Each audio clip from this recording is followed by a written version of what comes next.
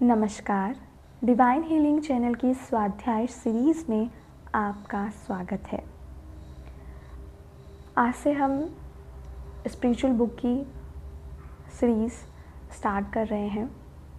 इसमें सबसे पहली बुक मैं आप लोगों के लिए लेकर आई हूँ, you can heal your life. आपका जीवन आपके हाथ। लुइस एल्हे की ये बेस्ट सेलर बुक्स में से एक है। फ्रेंड्स, मैं इस बुक को स्टार्ट करने से पहले आपको कुछ एडवाइस देना चाहती हूँ। इस बुक में बहुत सारी ऐसी इम्पॉर्टेंट बातें हैं जिसे अगर आप नोट करना चाहें तो नोट कर सकते हैं। ठीक है। सबसे पहले लेखिका मेरे दर्शन की कुछ बातों में हमें बताती हैं, हम में से प्रत्येक अपने सभी अनुभवों के लिए स्वयं जिम्मेदार होता है। हमारा प्रत्येक विचार हमारा भविष्य बना रहा है। कितनी सही बात है। हम स्वयं हमारे हर एक अनुभव के जिम्मेदार हैं। ऐसा क्यों कहा है लेखिका ने? अगर हम इसे गहराई में समझें तो ये इसलिए कहा है क्योंकि हमारे जो विचार हैं उसी के द्वारा ही हम हमारा जीवन बना लेते हैं। जैसा हम सोचते जाते हैं वैसी चीज़ें हमारे सामने आने लगती है और वही हमारे अनुभव बनने लगते हैं। इसलिए ये बात यहाँ पर लेखिका ने हमें बताई है। हमारा प्रत्येक विचार हमारा भविष्य बना रहा है। हर एक सोच, हमारी छोटी से छोटी सोच भी हमारा आने वाला भविष्य बना रही है। शक्ति का केंद्र हमेशा वर्तमान में होता है। ये बहुत बड़ी बात है जो हमें हमेशा याद रखनी चाहिए कि शक्ति, एनर्जी का जो फ्लो होता है वो हमेशा वर्तमान में होता है। हमेशा वर्तमान में चलती है एनर्जी। हर कोई आत्मद्वेष और अपराध बोध का शिकार होता है। किसी न किसी के साथ कुछ न कुछ घटता है। हर व्यक्ति कोई न कोई अपराध बोध के साथ चल रहा होता है। हर किसी के लिए आखिरी वाक्य होते हैं, मैं उतना अच्छा नहीं हूँ। हम अपने आप को ये कभी नहीं कहेंगे कि हम अच्छे नहीं हैं, बट आसपास के जो लोग होते हैं ये हमें सोचने पे मजबूर कर देते हैं कि शायद मैं अच्छा नहीं हूँ। क्योंकि दुनिया क्या करती है?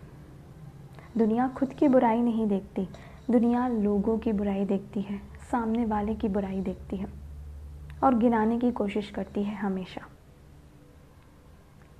और जब ये बातें हमारे सामने आती है तो हमें महसूस होता है कि शायद मैं अच्छा नहीं हूँ, सामने वाला मुझे हमेशा ऐसे ही कहता रहता है, शायद मैं लायक ही नहीं हूँ इसके।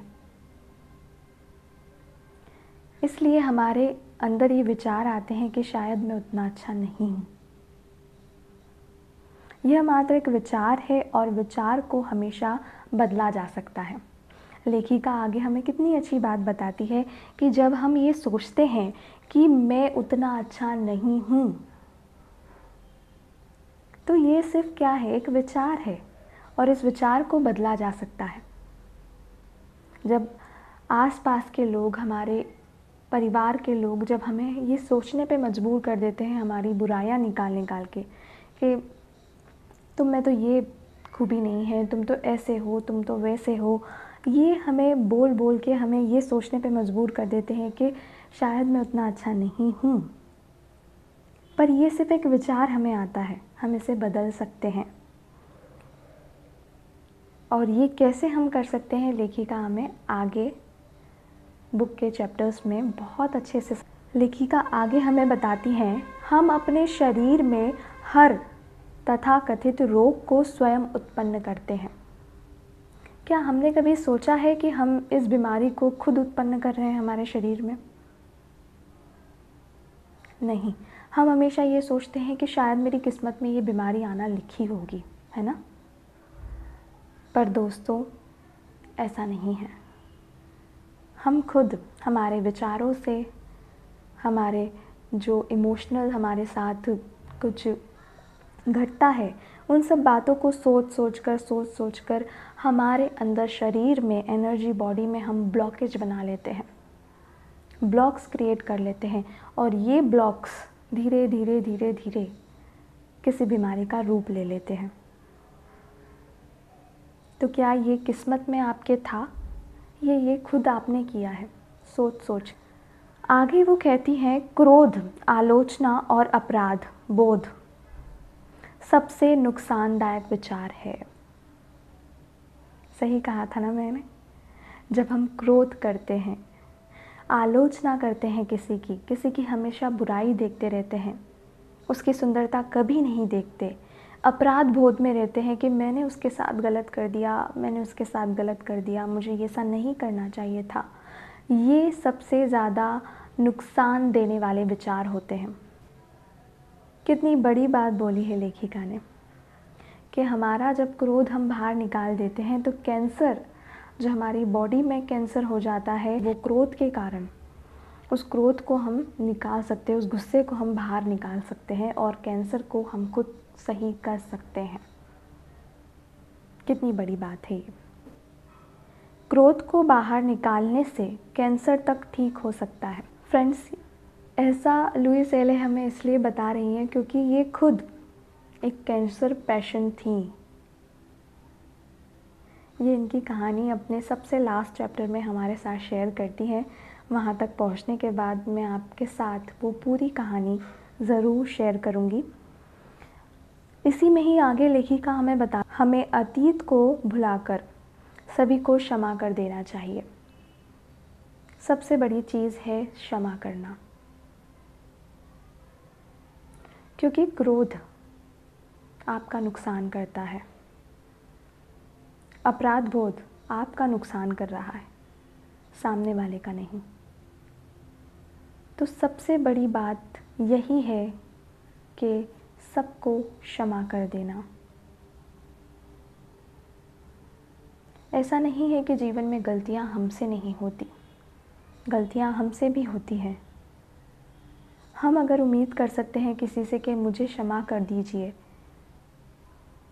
मैंने इतनी बड़ी तो कोई गलती नहीं की कि आप मुझे क्षमा ना कर पाए, वैसे ही हर व्यक्ति को क्षमा करने की काबिलियत हम में होनी चाहिए। इतना बड़ा दिल हमारा होना चाहिए कि हम सबको क्षमा कर सकें।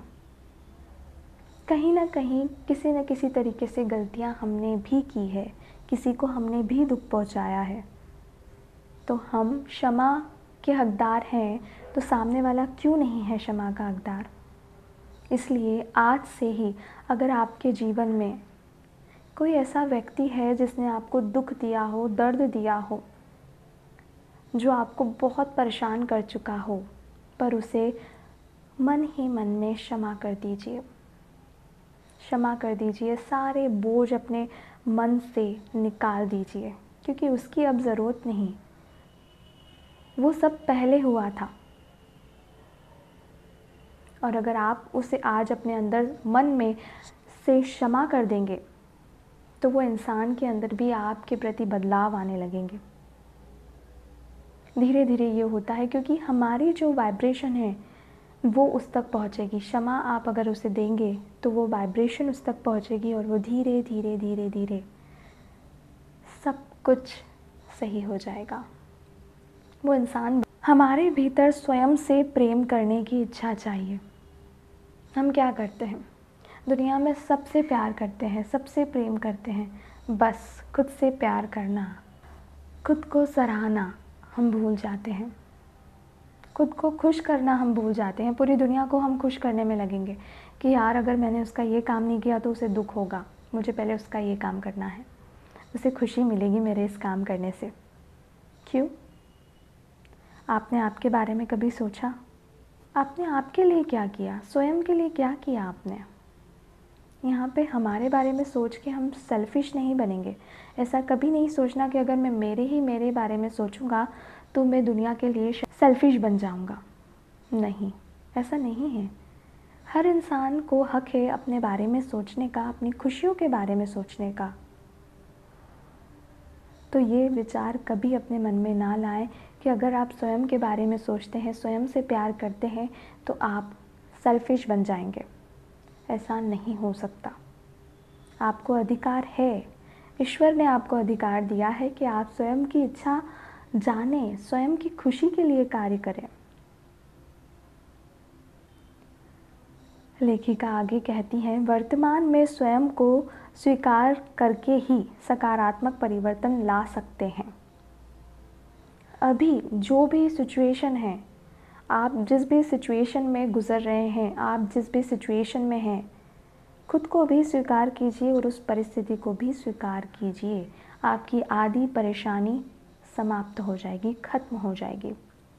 जब हम स्वयं से सचमुच प्रेम करने लगते हैं तो जीवन में सब कुछ ठीक होने लगता है।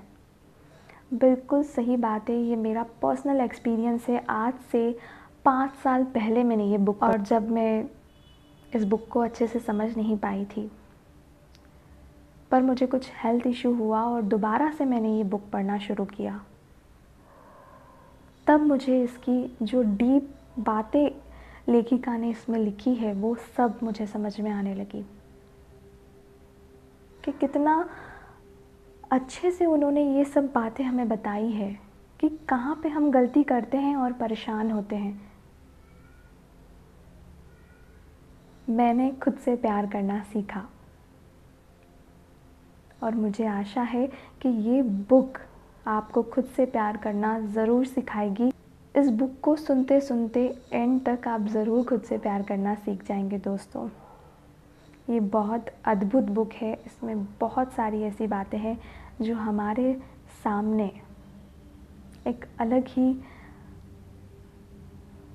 सोच ला के रखती है। तो आज के लिए बस इतना ही। मिलते हैं नेक्स्ट एपिसोड में। धन्यवाद।